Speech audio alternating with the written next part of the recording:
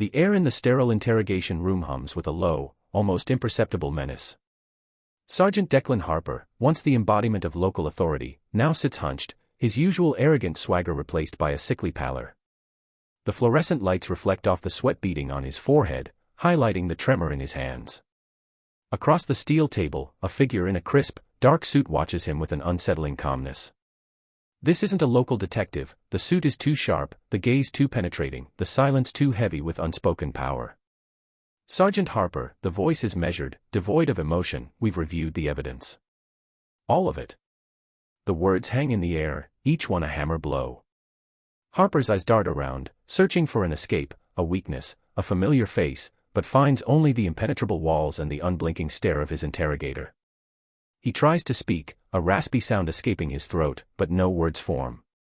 His carefully constructed world of impunity is crumbling around him, not with a bang, but with the quiet, methodical precision of a predator closing in.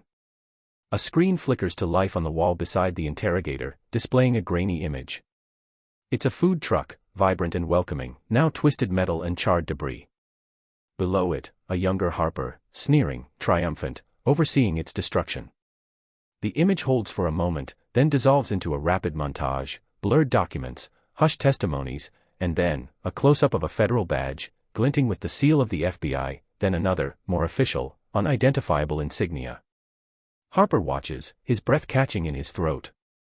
The mask of indifference he had worn for so long finally cracks. A single tear, hot and desperate, carves a path through the grime on his face. He opens his mouth, a silent plea, a desperate question forming in his eyes. How? The interrogator leans forward, his voice a whisper, yet resonating with absolute authority. You underestimated him, Sergeant. You underestimated everyone. The screen goes black. 9 months earlier. The aroma of smoked brisket and simmering collard greens usually wafted down Elm Street by 5 in the evening, a fragrant beacon in the otherwise drab landscape of the city's south side. This was the domain of Blaze's Soul Kitchen, a vibrant food truck, a splash of electric blue and orange against the muted brick and concrete. At its helm was Marcus Blaze Turner, a man whose easy smile and confident demeanor were as much a part of the truck's allure as the food itself. To the neighborhood, he was a local hero, a successful black entrepreneur who poured his heart into his cooking and his profits back into the community. To a select few, however, Marcus was a different kind of force entirely, Special Agent Marcus Turner, FBI. Today, Marcus was in his element, orchestrating the evening rush with the practiced grace of a maestro. He moved with an economical precision honed by years of federal service, flipping juicy chicken thighs on the grill, expertly plating mac and cheese, and calling out orders with a booming, friendly voice. His dark skin gleamed faintly with the heat of the kitchen, and his short, neat dreadlocks were tucked under a branded cap. He exchanged banter with regulars, offered a kind word to a struggling mother, and handed a free meal to a homeless man without fanfare. This wasn't just a business, it was a sanctuary, a gathering place, a living testament to resilience in a community often forgotten. As the last rays of sunlight stretched long shadows across the street, a familiar black and white patrol car idled slowly past the truck, its presence a subtle disruption to the evening's harmony.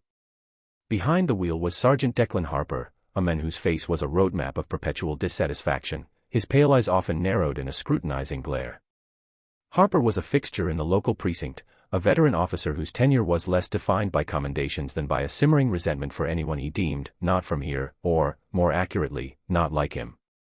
He was a man who saw the world in stark, uncompromising terms, and in Marcus, he saw an anomaly, an affront to his perception of order. Harper didn't stop, not yet. He merely cruised by, his gaze lingering on the bustling food truck, on the diverse faces of the customers, and most pointedly, on Marcus. It was a silent assertion of presence, a microaggression delivered with the passive-aggressive finesse of a seasoned bully. Marcus felt the familiar prickle of Harper's scrutiny, a sensation he'd grown accustomed to. He met Harper's eyes for a fleeting moment, his own gaze cool and unreadable, betraying none of the calculated observation humming beneath his composed exterior. He offered a small, polite nod, a gesture of deference that was, in fact, a shield. Harper, however, merely grunted, a low, guttural sound lost in the rumble of his engine, before accelerating past, leaving behind a faint, acrid scent of exhaust and unaddressed tension. Marcus watched him go, then turned back to his grill, a faint, almost imperceptible tightening around his jaw. He was a professional in two vastly different arenas, and he recognized the signals. Harper wasn't just observing, he was circling. And Marcus, the quiet strategist, was already preparing for the hunt. The aroma of soul food continued to fill the air, a delicious, defiant counterpoint to the simmering undercurrent of unease. The initial drive-by was just the opening salvo. In the days that followed, Sergeant Harper's presence became a more persistent, insidious shadow over Blaze's soul kitchen. It began with trivialities, almost imperceptible to the casual observer, but to Marcus, each incident was a meticulously recorded data point in an escalating pattern. One evening, as Marcus meticulously arranged freshly baked cornbread on a cooling rack, a patrol car pulled up directly across the street, its headlights glaring directly into the truck's serving window. Harper was behind the wheel, his arm resting on the open window, a sardonic smirk playing on his lips. He sat there for a full 15 minutes, engine idling, before slowly driving away. No words exchanged, no direct confrontation, just a silent, unnerving surveillance that made a few customers nervously quicken their pace. Marcus, without breaking his rhythm, simply noted the time and date on his phone. The next incident was more direct. A city health inspector, a nervous man with perpetually darting eyes, arrived unannounced, accompanied by Harper. The inspection, usually a routine 10-minute affair, stretched into an hour and a half. Every inch of the truck was scrutinized, every temperature gauge checked, every permit re-examined. "Looks like your grease trap might be a little full, Blaze," Harper remarked, leaning against the counter, his tone dripping with mock concern. "You wouldn't want to be in violation, now would you? Health code's pretty strict around here." The health inspector, clearly uncomfortable under Harper's watchful eye, found minor, easily rectifiable infractions, a slightly scuffed floor tile, a label misplaced. Marcus, maintaining a perfectly polite and cooperative demeanor, thanked them, promised immediate corrections, and later, discreetly photographed the violations before fixing them. Then came the parking citations. One evening, a bright yellow ticket was slapped onto the windshield of the food truck's accompanying support vehicle, parked in a perfectly legal spot. The reason? Obstructing public thoroughfare, a charge so flimsy it bordered on the absurd given the wide street. Marcus simply took a photo of the ticket, the vehicle's position, and the street signs, then paid the fine online without comment. Another ticket appeared 2 nights later, for a similar phantom infraction. Each time, Marcus's face remained a mask of polite resignation, his internal ledger, however, growing heavier with each entry. Harper's chosen weapon was passive aggression, a subtle chipping away at Marcus's composure and business. He would often park his patrol car strategically to partially block the view of the food truck, or drive by slowly, blasting loud, aggressive music from his speakers, momentarily drowning out the cheerful sounds of the soul kitchen. His eyes, whenever they met Marcus's, held a specific kind of disdain, a challenge wrapped in condescension. "Running a little street corner operation, are we, Blaze?" Harper sneered one afternoon, feigning a friendly pat on Marcus's shoulder. "Must be tough, trying to make an honest buck out here. Especially with all the elements." He emphasized the last word, his gaze sweeping pointedly over a group of young black men laughing nearby. Marcus simply offered a tight, polite smile. "Just trying to serve good food to good people, Sergeant. Nothing more, nothing less." His voice was calm, his eyes steady, betraying nothing of the steel underneath. He understood the game. Harper wasn't looking for a reaction, he was looking for a break in character, a reason to escalate. And Marcus, the seasoned agent, knew that in this silent, psychological warfare, composure was his strongest weapon. Every slight, every coded insult, every baseless accusation was being logged, categorized, and analyzed. The quiet accumulation of evidence was his strategy, and Harper, blinded by his own sense of superiority, was unknowingly feeding the very mechanism that would one day turn against him. The breaking point arrived on a Friday evening, usually the busiest and most vibrant night for Blaze's Soul Kitchen. The air was crisp, the scent of grilling catfish and sweet potato pie drawing a lively crowd. Marcus was in his rhythm, the sound of laughter and upbeat R&B filling the air. He felt a surge of pride seeing his community gathered, a tapestry of faces, all finding joy and sustenance in his creation. It was precisely this harmony that Sergeant Harper seemed determined to shatter. He appeared abruptly, not in his patrol car, but on foot, accompanied by 2 younger, impressionable officers who mirrored his stern demeanor. Harper strode directly to the serving window, his face set in a grim, self-important expression. The music faltered, conversations died down, and a hush fell over the assembled crowd. This was no longer a subtle intimidation, this was a public spectacle. Turner. Harper's voice was sharp, cutting through the silence. He didn't use Marcus's preferred moniker, nor his formal title as an agent. We've had reports. Multiple reports. Unsanitary conditions. Excessive noise. Loitering. And frankly, he gestured dismissively at the line of customers, an undesirable gathering. Marcus stepped forward, his smile frozen in place, his eyes narrowed almost imperceptibly. Sergeant, with all due respect, my health permits are current, my kitchen is spotless, and my customers are simply enjoying their meal. As for undesirable, I'd say these are some of the finest people in this city. His voice remained calm, but there was an unmistakable edge of steel beneath the polite facade. Harper ignored him, turning to the two junior officers. Boys, this is what happens when we let things slide. Standards drop.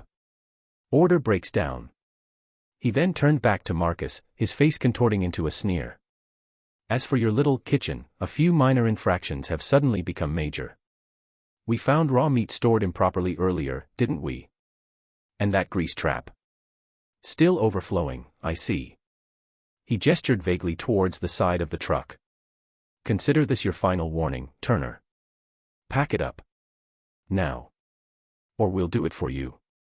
A murmur went through the crowd. Some customers began to protest, others looked away nervously. Harper relished the discomfort, his chest puffed out. He walked around to the side of the truck, his eyes scanning for something, anything. He spotted a small, almost invisible crack in a plastic storage bin near the back. Without a word, he slammed his fist down, sending the bin crashing to the ground, scattering clean and used produce across the asphalt. Hazardous waste. Harper declared triumphantly, his voice booming. That's it, Turner. This operation is shut down. Permanently. And if you try to argue, we'll impound this heap and charge you with resisting. He turned to his officers. Start taking photos. Document every violation. And make sure that generator is secured. He winked, a malicious glint in his eye. The younger officers, though visibly uncomfortable, began to follow orders. One of them, with a heavy-handedness that felt intentionally destructive, yanked at the power cord of the generator, causing the lights on the truck to flicker erratically and then die. The music sputtered into silence. The sudden darkness, the broken bin, the scattered food, it was a deliberate act of petty vandalism designed to humiliate and destroy. Marcus stood perfectly still, his hands clasped loosely in front of him. His composure was absolute.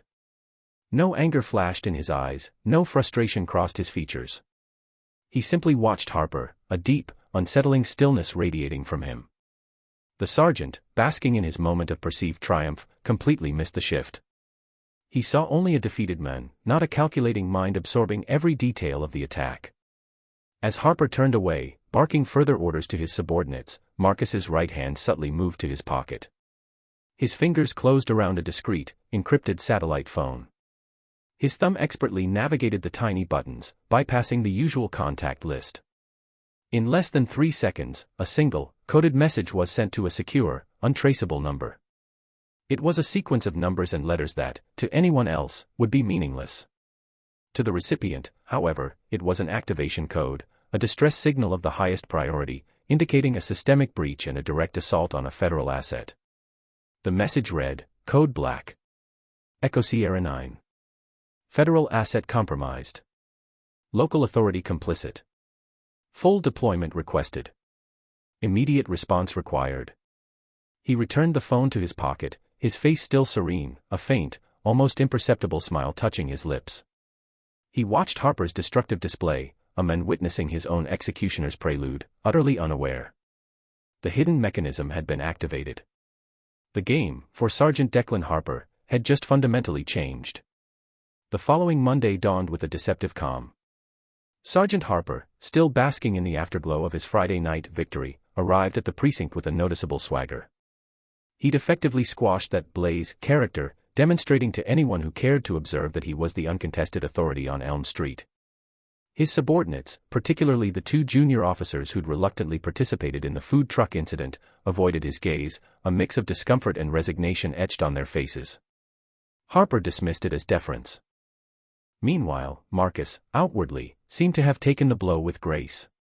Blaze's Soul Kitchen remained closed, a tarp draped over its vandalized frame, an unexpected and melancholic sight for the community.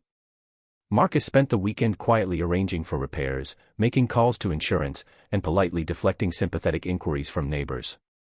He projected an image of a man dealing with a setback, resilient but temporarily defeated.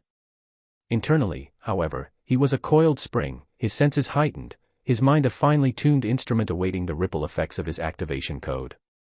The first ripple arrived subtly, disguised as routine. Two unassuming individuals, a man and a woman in impeccably tailored, understated suits, appeared at the municipal building.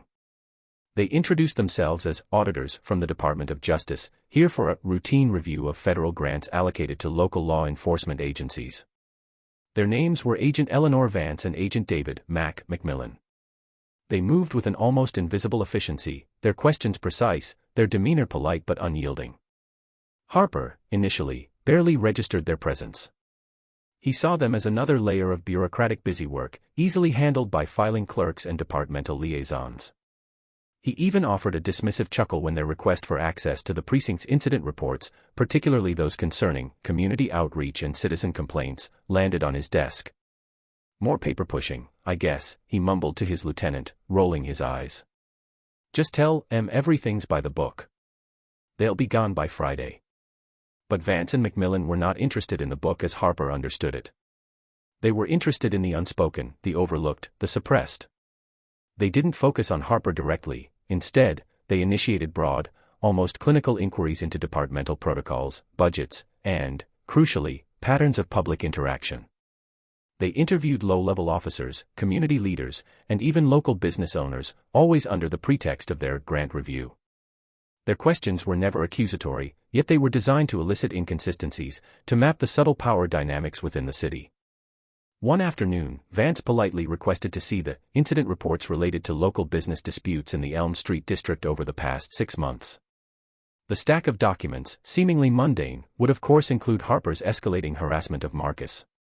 The clerk, a young woman named Brenda who had witnessed Harper's tactics firsthand, hesitated, then complied, her eyes flicking nervously towards Harper's office door. Marcus, meanwhile, maintained his carefully constructed facade. He saw the new arrivals, or rather, he knew they had arrived. His contacts within the federal system, subtle whispers through secure channels, confirmed the audit. He continued to orchestrate the repairs of his food truck, but his phone was constantly active, not with business calls, but with encrypted messages to his own network. He received reports on Vance and McMillan's movements, their initial lines of inquiry, and their preliminary findings. He acted as an unseen guide, a ghost in the machine, offering anonymous tips to community members who were then randomly selected for interviews by the federal auditors. He caught sight of Vance one evening, walking past the tarp-covered remains of Blaze's Soul Kitchen. She paused for a moment, her gaze lingering on the damaged truck, her expression unreadable. She then continued on, blending seamlessly into the evening crowd. Marcus watched her from a discreet distance, a faint, almost imperceptible nod of understanding passing between them, though no direct contact was made. The invisible war had begun, and the shadows on the periphery were starting to lengthen. Harper, still celebrating his minor victory, was completely unaware that the real battle had already moved beyond his limited sight. Agents Vance and McMillan, like skilled surgeons, began to meticulously cut through the layers of local bureaucracy and suppressed information. Their grant review provided the perfect cover, allowing them access to records and personnel that would otherwise be impenetrable. They weren't looking for a single, smoking gun, they were mapping a pattern, identifying the systemic rot beneath the surface of the Elm Street precinct. Their initial inquiries, seemingly innocuous, quickly revealed a startling consistency, an unusual number of minor complaints against Sergeant Harper that had been consistently resolved internally, often without documented follow-up. They cross-referenced these with anonymous tips that had begun to trickle into a federal hotline, a hotline Marcus had subtly, indirectly, encouraged community members to use, providing a safe conduit for their grievances. Vance, with her sharp, analytical mind, focused on the paper trail. She delved into property damage reports, arrest records, and internal disciplinary files. She noticed a curious surge in vandalism claims in the Elm Street district over the past year, many of which coincided with businesses owned by minority entrepreneurs. Each claim was closed with minimal investigation, often attributed to unknown perpetrators. It was a subtle pattern, but once highlighted, starkly evident. McMillan, with his background in psychological profiling and community engagement, took to the streets. He conducted community focus groups under the guise of assessing police-citizen relations for federal funding purposes. He spoke with store owners, local activists, and even teenagers, carefully framing his questions to elicit information about their experiences with local law enforcement, particularly concerning unprofessional conduct or overzealous enforcement. Through these interviews, a chilling picture began to emerge. Multiple accounts surfaced of Harper's veiled threats, his condescending remarks, and his disproportionate enforcement of minor infractions, almost exclusively targeting black-owned businesses or community gatherings. A barber recounted how Harper had repeatedly issued spurious noise complaints during his busiest hours, costing him customers. A church elder spoke of Harper's thinly veiled racist comments during a community meeting, dismissed by the police chief as tough talk. Each story, individually, might seem minor, but collectively, they painted a portrait of systemic harassment and abuse of power. The agents also started to look into the two junior officers who had accompanied Harper during the food truck incident. They were brought in for routine interviews regarding departmental morale. Under McMillan's probing, empathetic questioning, one of them, Officer Ramirez, clearly burdened by guilt, hesitantly admitted to feeling uncomfortable with Harper's methods.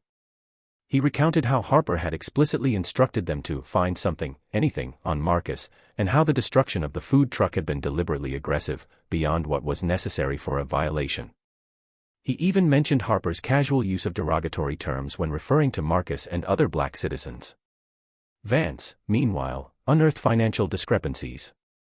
While Harper's salary was standard, there were unexplained deposits in his bank accounts that didn't align with his declared income.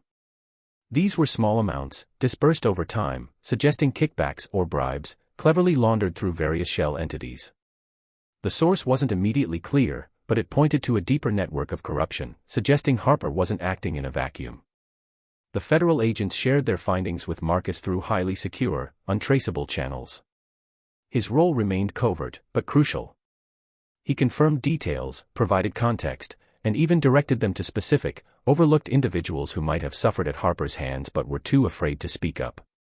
He was a silent conductor, guiding the symphony of justice from the shadows.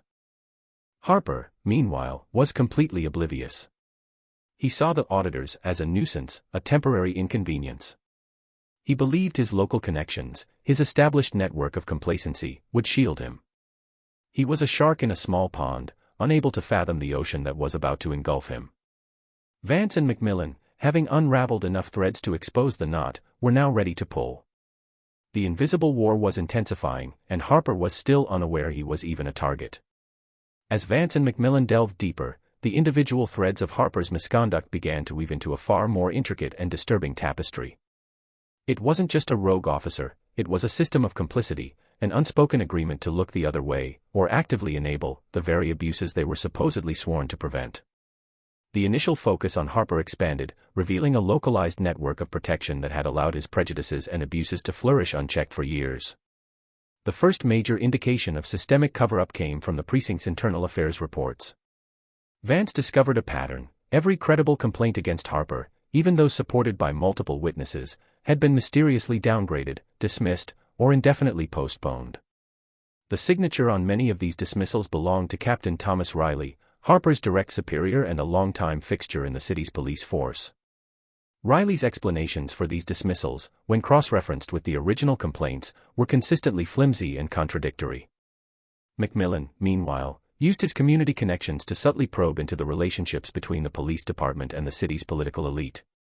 He learned that Captain Riley was a close confidant of Mayor Sterling Vance, no relation to Agent Vance, a popular but increasingly autocratic figure who often emphasized law and order at the expense of civil liberties, particularly in the city's less affluent districts. Rumors circulated about quid pro quo arrangements, political favors in exchange for turning a blind eye to certain police activities, or ensuring problematic officers like Harper retained their positions because they delivered results, however questionable. The investigation quietly shifted focus. The federal agents began to scrutinize the financial dealings of Captain Riley, the mayor's office, and even local judicial figures. The unexplained deposits in Harper's accounts, while small, became a crucial lead. Following the money, Vance uncovered a series of shell companies linked to local development projects that had consistently received favorable zoning changes and relaxed oversight, often pushed through by the mayor's office. These shell companies also received regular, untraceable payments from entities with shadowy connections to local businesses that Harper frequently protected from competition, often at the expense of minority-owned enterprises. The implication was clear: Harper wasn't merely a racist cop, he was a useful tool in a larger, more corrupt mechanism. His aggressive, discriminatory policing kept certain communities in line and created opportunities for others to profit. Captain Riley shielded Harper from accountability, ensuring this tool remained operational. And the mayor, whether through direct involvement or willful ignorance, benefited from the stability and control Harper's tactics delivered. The pressure began to build, subtly at first. Federal subpoenas, issued for a review of municipal contracts and grant expenditures, started landing on desks in City Hall. These were initially dismissed as bureaucratic red tape, but as the requests grew more specific, demanding access to private emails, phone records, and financial statements of key city officials, a quiet panic began to ripple through the local power structure. Harper, still oblivious to the true scope of the federal presence, felt a vague sense of unease. He heard whispers about Fed suits poking around, but dismissed them as typical government overreach. His arrogance, fueled by years of impunity, prevented him from seeing the approaching storm. He still believed his local protectors would handle it. Marcus, from his vantage point, watched the pieces click into place. He saw the subtle shifts in the local power dynamics, the nervous energy in City Hall, the hushed conversations at the precinct, the strained interactions between Riley and Harper. He fed critical, legally obtained intelligence to Vance and McMillan, information gleaned from his own FBI network and from carefully cultivated assets within the city, confirming the connections between Harper's abuses, Riley's cover-ups, and the mayor's questionable financial dealings. He was providing the federal agents with the blueprint of the local system, allowing them to dismantle it piece by piece, from the inside out. The local system, so confident in its impregnability, was now not just threatened, but actively under siege, unaware that the very man they had tried to destroy was orchestrating their downfall. The invisible war was no longer so invisible to the local power structure. The subtle tremors from the federal audit had escalated into undeniable quakes. Captain Riley's once composed demeanor frayed under the relentless barrage of subpoenas and requests for clarification from agents Vance and McMillan. He found himself spending more time with lawyers than with his officers, his office becoming a fortress of legal documents and frantic phone calls. Mayor Sterling Vance, too, felt the encroaching pressure. Development projects, once sailing smoothly through city council, suddenly encountered unexpected bureaucratic delays and intense scrutiny from federal housing and infrastructure oversight boards. The untraceable payments to the shell companies had ceased, replaced by uncomfortable inquiries into their origins. Sergeant Harper, however, remained the most visibly affected. His usual bluster began to crack, replaced by a raw paranoia. He could feel the eyes on him, though he couldn't pinpoint their source. His subordinates, once compliant, now looked at him with an uncomfortable mix of fear and thinly veiled disdain. Officer Ramirez, emboldened by a discreet, anonymous tip to contact a federal whistleblower hotline, had formally provided a detailed statement to Vance and McMillan, recounting Harper's directives and racist remarks. Word of Ramirez's cooperation, carefully leaked by the federal agents to increase internal friction, spread like wildfire through the precinct, deepening the chasm between Harper and his dwindling loyalists. Harper's behavior became increasingly erratic. He lashed out at his officers for minor infractions, convinced they were conspiring against him. He spent hours poring over old case files, searching for any connection, any thread that might explain the sudden federal interest. He even staked out Marcus's home and the still-tarped, Blaze's Soul Kitchen, convinced that Marcus was somehow orchestrating this behind the scenes. He saw Marcus everywhere, a ghost in his periphery, a constant reminder of the injustice he had inflicted. The irony was lost on him. He believed Marcus was a helpless victim, not the architect of his impending downfall. One afternoon, in a fit of rage, Harper confronted Captain Riley in his office. "What the hell is going on, Tom?" he bellowed, slamming his fist on Riley's desk. "These feds are everywhere. They're asking about everything. About the food truck. And you just let them." Riley, looking older and more tired than Harper had ever seen him, simply stared at him. "Declan, you made a mess. A big mess. I told you to be careful, but you just had to push it, didn't you? Now they're digging. And they're not just digging for you. They're digging for us."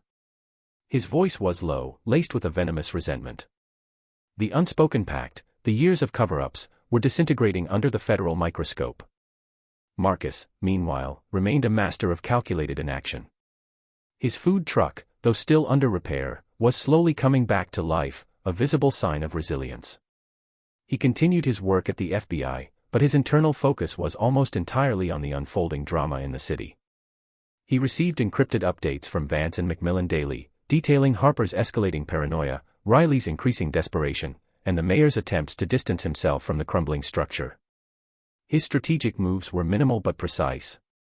He ensured that specific pieces of information, already in the federal agent's possession, found their way into the public sphere through carefully managed, anonymous leaks to local investigative journalists. These leaks, focusing on the broader systemic corruption rather than just Harper, further exacerbated the panic within City Hall, pushing the local powers to make desperate, revealing mistakes. Marcus knew that in a collapsing system, desperation bred carelessness. He was simply providing the leverage. One evening, he received a coded message, subject showing signs of complete unraveling. Interrogations commencing next week. Final preparations underway. It was a signal. The net was almost fully cast. Harper, isolated and frantic, was like a cornered animal, completely unaware that the man he had scorned was the one quietly tightening the noose, chapter by chapter, building towards the inevitable conclusion. The invisible war was reaching its climax, and Sergeant Declan Harper was about to realize that his perceived strength was nothing more than a carefully constructed illusion. The transition from a quiet, unseen investigation to overt federal action was swift and decisive. The subtle pressure had turned into an undeniable vice, squeezing the local power structure until it began to audibly creak and groan. Captain Riley was the first to fall. Confronted with a mountain of evidence meticulously compiled by Vance and McMillan, detailed financial records, corroborated whistleblower testimonies, and the damning internal affairs reports that he himself had signed off on, he broke. His confession, delivered in a sterile federal interrogation room, laid bare the extent of the local corruption, outlining the quid pro quo with the mayor's office and the systemic protection afforded to officers like Harper. Mayor Sterling Vance, meanwhile, found his carefully constructed political facade crumbling. Federal agents executed search warrants on his City Hall office and private residence, seizing computers, financial documents, and communication devices. The shell companies, once so opaque, were now fully exposed, their illicit transactions traced directly to the mayor's personal accounts. The public revelations, fueled by the strategic leaks Marcus had facilitated, ignited a firestorm of outrage in the community. Local news outlets, initially skeptical, now ran banner headlines detailing the allegations of widespread corruption. Sergeant Harper, isolated and increasingly frantic, was officially placed on administrative leave, stripped of his badge and weapon. The news hit him like a physical blow. He tried to rally his remaining loyalists, but found only empty assurances and averted gazes. His calls to Captain Riley went unanswered. The mayor's office refused to take his calls. He was alone, his local shield having vanished entirely. The once feared authority figure was now a pariah, his bluster reduced to desperate, impotent threats against anyone who dared to look at him sideways. The climax of the investigation arrived with the formal presentation of charges. A federal grand jury, convened in a district court far removed from local influence, handed down a series of indictments that sent shockwaves through the city. Captain Riley was charged with obstruction of justice, bribery, and multiple counts of official misconduct. Mayor Vance faced charges of public corruption, money laundering, and racketeering. And then there was Harper. The indictment against him was particularly damning. It detailed not only the destruction of Blaze's Soul Kitchen but also a litany of prior abuses, racially motivated arrests, excessive force incidents that had been covered up, the systematic harassment of minority-owned businesses, and the blatant disregard for civil rights. Each incident, meticulously documented by Marcus, Vance, and McMillan, painted a picture of a man who had wielded his power with impunity, fueled by bigotry and an unwavering belief in his own invulnerability. Marcus watched the news unfold from his office, a quiet satisfaction settling over him. He wasn't on the screen, his name wasn't mentioned, and his role remained completely classified. But he saw the fruits of his labor, the systemic changes already being discussed, the public outcry for accountability, and the unmistakable sense that true justice, for once, was being served. His hidden mechanism had operated with ruthless efficiency, precisely as designed. The local, corrupt system was not just challenged, it was being utterly dismantled. The net was fully cast, and the final catches were now being reeled in. Sergeant Declan Harper's reckoning was no longer a distant threat, it was an imminent reality. The sterile interrogation room buzzed with the low hum of unseen electronics, a stark contrast to the cacophony of Harper's unraveling mind. Sergeant Declan Harper sat hunched at the steel table, his once crisp uniform replaced by a generic, ill-fitting jumpsuit. The arrogant swagger that had defined him for years was gone, replaced by a sickly pallor and the constant tremor in his hands. He was no longer the unassailable authority, he was a trapped animal, stripped of his power, his uniform, and his self-delusion. Across from him, Agent Eleanor Vance watched, her expression clinical, devoid of triumph. Beside her, a man in a dark, impeccably tailored suit, whose presence radiated an undeniable, quiet authority, observed Harper with an unblinking gaze. This wasn't just a federal agent, this was a representative of the higher system, a figure whose quiet command spoke volumes about the magnitude of the force now arrayed against Harper. Sergeant Harper, Vance's voice was measured, her words deliberate, we've reviewed the evidence. All of it. The words, precise and heavy, hung in the air, each one a nail in Harper's coffin. His eyes darted around, searching frantically for an escape, a weakness, any familiar face that might offer a shred of hope. He tried to speak, a guttural rasp escaping his throat, but no coherent words formed. His carefully constructed world of impunity had not merely crumbled, it had been atomized. A large, high-definition screen on the wall flickered to life. The first image was crystal clear, Blaze's sole kitchen, vibrant and welcoming, then, in the next frame, twisted metal and charred debris. Below it, a younger Harper, his face contorted in a sneer of triumphant malice, overseeing its destruction. The image held, a damning monument to his pettiness and prejudice. It dissolved, not into a quick montage as in the prologue, but into a meticulously organized sequence of videos, audio recordings, and documents. There was Officer Ramirez's tearful testimony, recounting Harper's explicit orders to target Marcus, his casual use of racial slurs, and the deliberate vandalism of the food truck. There were internal affairs reports, painstakingly cross-referenced, showing Captain Riley's consistent, fraudulent dismissals of complaints against Harper. There were encrypted financial ledgers, revealing the mayor's illicit ties to the development projects and the kickbacks laundered through shell companies, all connected to the systemic environment that protected Harper. And then, finally, a series of photographs and intercepted communications, irrefutably linking Harper to a pattern of racial profiling and excessive force against other minority citizens and businesses, long before Marcus. Harper watched it all, his breath catching in his throat. The mask of indifference, the veneer of authority he had worn for so long, finally shattered. A single tear, hot and desperate, carved a path through the grime on his face. He opened his mouth, a silent plea, a desperate, guttural question forming in his eyes. How did this happen? How could I have been so blind? The man in the dark suit finally spoke, his voice low, a gravelly whisper that nonetheless filled the room with an unassailable authority. You underestimated him, Sergeant. You underestimated everyone. But most critically, you underestimated the reach of justice that operates beyond your local, corrupt limitations. He paused, his gaze boring into Harper. You thought you were a shark in a small pond. You just swam into the ocean. Just then, the door to the interrogation room opened. Two imposing figures, also in dark suits, entered. Their presence was immediate and absolute, exuding an aura of federal power far beyond that of standard law enforcement. One of them carried a thick file stamped with an official, unfamiliar seal. This was it, the visible manifestation of the Pentagon, the highest, most uncompromising level of federal oversight and enforcement. Sergeant Declan Harper, the first figure stated, his voice calm but unyielding, you are hereby formally charged with multiple counts of civil rights violations under color of law, obstruction of justice, destruction of federal property, and racketeering. The federal government will also be pursuing the maximum penalties for the hate crime aspects of your actions. As the charges were read, Harper's eyes widened in horror. He tried to stand, a desperate, animalistic cry escaping his lips, but the two figures moved with swift, practiced efficiency, securing him. He thrashed, a pathetic display of a man utterly broken, his years of unchecked power dissolving into nothingness. The screen went black, leaving only the sound of Harper's futile struggles. His perceived triumph, his absolute control, had been an illusion. The silent strategist, Agent Marcus Turner, had, from the shadows, orchestrated his perfect downfall. The fallout from the federal intervention was seismic, sending shockwaves through every echelon of the city's administration.